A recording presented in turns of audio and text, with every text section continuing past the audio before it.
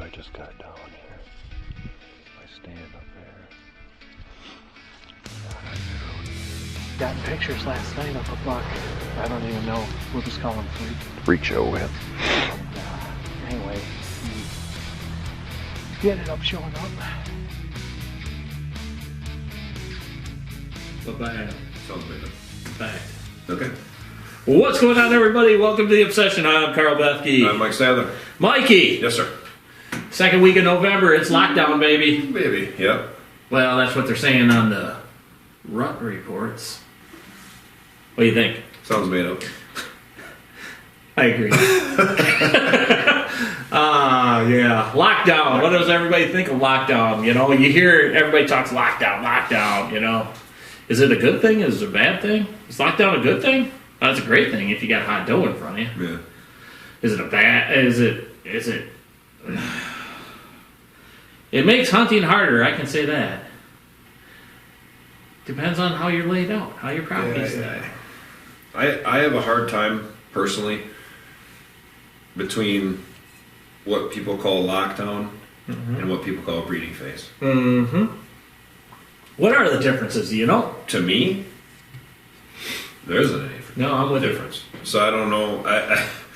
I don't know if it's something that was manufactured years ago. Like, oh, it's a lockdown. You can't kill no deer. I believe it's an excuse. God, there's a lot of them out there. Well, there's a lot of people that make a lot of excuses.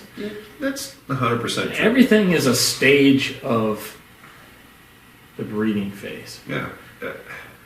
From when they lose their velvet all the way till they're breeding does, all the way till, you know, in our case here in Wisconsin, January 31st, when they're trying to just survive. It's just a slow ramp up that whole time, And then back off. Yeah. But yeah, I mean, to me, lockdown, no different than breeding phase because they're still doing the same thing. Yes. Any buck that gets with a doe that he can stay with, he's going to stay with her. Mm-hmm.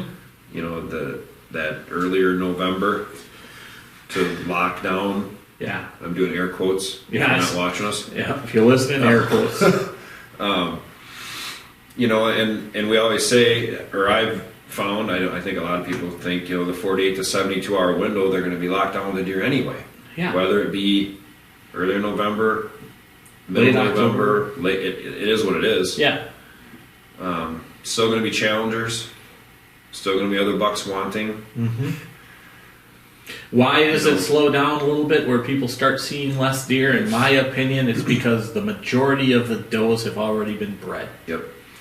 And what happens is, as humans, we have a tendency to want to see all this action. Yeah. You know, we want to be in the woods and see deer every day. Well, now all of a sudden, these does, a few of the does are coming into later estrus. Mm-hmm. And, of course, the bucks are with those does. Yeah. But there's fewer of them. So they're not running around like a bunch of idiots. Yeah. And they've lost, what, 30 to 40% of their body? Yes. 20 to 30%. Yeah. Hard. I mean, some of the guys look like they went from, you know, a 300 plus pound deer to now they're 200 or less. Yeah. And they're just getting to the point now where they're still running a little bit, but they're going to end up with the food starting to disappear, figuring out how am I going to survive this winter, because winter's coming quick. So their activity level goes down. Goes down, yeah. So that's what everybody's referring to as lockdown. Still can kill really big deer at this time of year. It's a time, you know, like you say, it's a time when you have to be super patient. Yep. It's those days when you're going to want to spend the majority of it out in a stand somewhere, and not the same stand. I've said it many times. Yeah. But, you know, sitting yourself somewhere in the morning, maybe your afternoon is different, or maybe you move there for your evening. Mm-hmm. But spending a lot of time waiting for those bucks to come looking again. Yep. And so the transitions. Yep. So you guys want to get them transition zones, hit the transition zones. You guys hear us talk about it. In the last show, we talked about being off the field edges 50 yards, being between bed and food to bed. Same type of deal as your pre-rut deal, food to bed, bed to food, that type of deal. Looking for does. You're still hunting the does at this time. If you happen to run across a hot doe, you're going to have a bunch of bucks on her. There's no doubt there. But this time of year is not high activity. Those bucks that are going to be searching, here's another time that you could sit on your mock scrapes near water holes, because the deer are going to need, number one, they're going to need water. Yeah, and they They need a lot of food. And a lot of food, and they're run down. Like you said, a lot of these bucks are run down. You can watch a lot of the other guys that do shows and stuff too, and they call that lockdown phase, and they're sitting on food sources. Yep. Because these big bucks are coming back, trying to fatten up before winter. Because now winter's knocking on their door. Yeah. And they're run down. Some of them are run down to the point of almost death. Yeah. Because they don't care. And what type of foods are you guys looking for? At this time of year, high carbohydrates. So if you got corn, that's going to be big. If there's acorns in the woods yet, acorns will be good. They're higher in protein, but they do have some carbohydrates. And of course, your green fields, that's supplying water and food for their deer. But you guys have to understand now their food or how they eat is starting to transition over too, where it's getting later in the year. They don't have all the green browse. So their body's starting to adapt to eating the undergrowth, the berries or berry stems, Yeah, the stuff like that. metabolism's actually slowing down now. Correct. It has to for them to survive. Yeah, and depending on what the weather's doing, daylight activity can be, depending on the temperature, can be either high or low. We have had 80-degree temperatures in November where we are.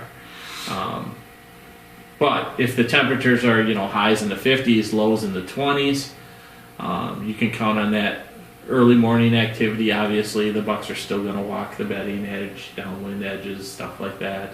There's just going to be a less movement all the way around. Expect them to bed earlier this time of year if they're not with a doe, because they're going to eat at night. Yeah, they seem to be down in the morning earlier, and then they're back up in the afternoon. Yeah, actually, we see more afternoon activity this time of year, to be honest. Yeah, than morning and night.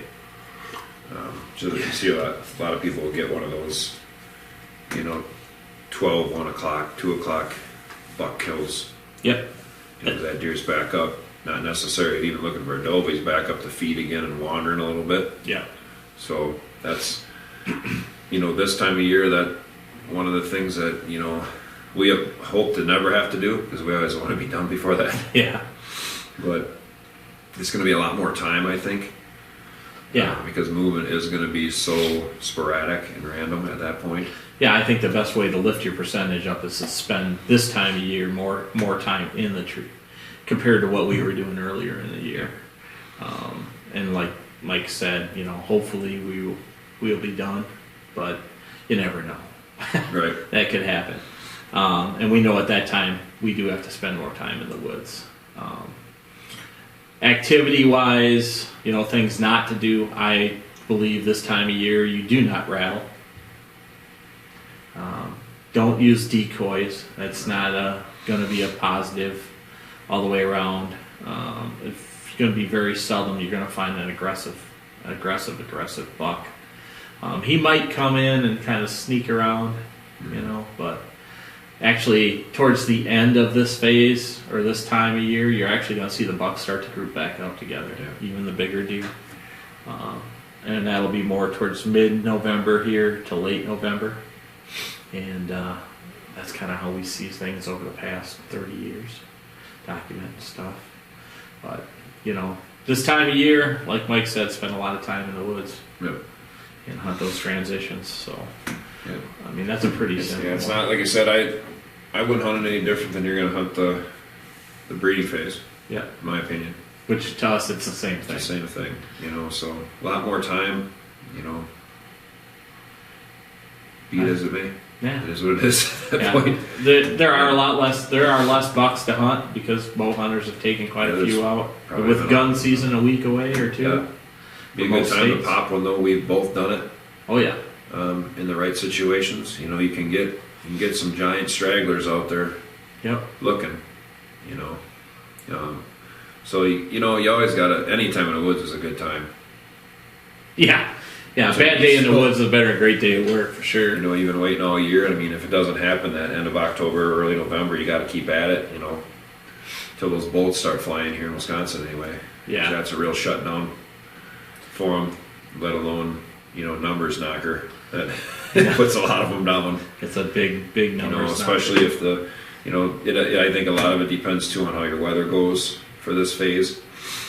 you know, if your temperatures get up warm again and stuff like that, and it kind of slows everything down, and then all of a sudden it kicks cold again just before gun season, it's a real killer for the big boys. That is a fact. You know, they get up and they start running again. The other aspect of things to really watch for too is rain and snow this time of year. Any of the moisture coming down from the sky is going to affect deer movement substantially, whether it be rain or snow. Don't be, in my opinion, if it's snow and it's light, I usually see quite a bit of deer movement. But if it's rain, I do not see it. No. And the reason for that is most of the leaves are on the ground, it's crunchy, rain hits the leaves, makes a lot more noise, where the snow is pretty quiet in the woods.